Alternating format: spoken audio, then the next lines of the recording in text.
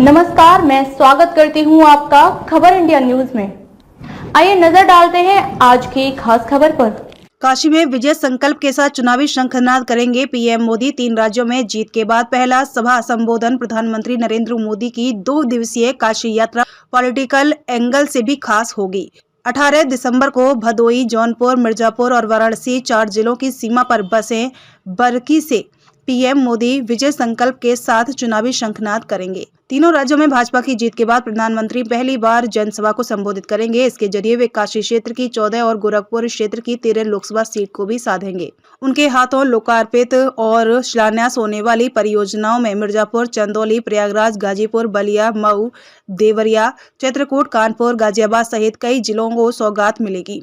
हाल ही में अनुच्छेद 370 पर उच्चतम न्यायालय के आदेश के जरिए भी पीएम विपक्ष पर निशाना साध सकते हैं। 3 राज्यों में जीत के बाद मिशन 2024 में जुट चुकी भाजपा की ओर से उत्तर प्रदेश में प्रधानमंत्री नरेंद्र मोदी की पहली रैली सोमवार को होगी। जनसभा में 1 लाख से ज्यादा भीड़ जुटाने का लक्ष्य रखा गया है। शिवापुरी विधानसभा मिर्जापुर, भदोई और जौनपुर की सीमा से लगा हुआ है। ऐसे में पीएम की इस जनसभा में इन जिलों के कार्यकर्ताओं को जोड़कर सीधा संदेश देने का प्रयास किया जाएगा। इसके अलावा काशी क्षेत्र की 14 लोकसभा सीटों को साधने के लिए उन सभी परियोजनाओं को शामिल किया गया है। दरअसल वर्ष 2019 के लोकसभा चुनाव में भाजपा को गाजीपुर, घोसी, जौनपुर, आजमगढ़, लालगंज सीट पर हार का सामना करना पड़ा था। ऐसे में भाजपा का यह फोकस है कि जीती हुई सीट पर जीत का अंतर बढ़ाया जाए और हारी हुई सीट को हर हाल में अपने कब्जे में किया जाए। उधर विधानसभा चुनाव 2022 में गाजीपुर, भदोई, चंदौली, गंगापार, यमुनानगर, कौशाम्बी की 16 विधानसभा सीट भाजपा के हाथ नहीं आई थी।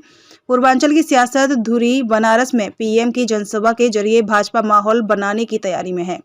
बरकी की जनसभा में भाजपा नई रणनीति के साथ चुनावी समर में उतरने की तैयारी में है।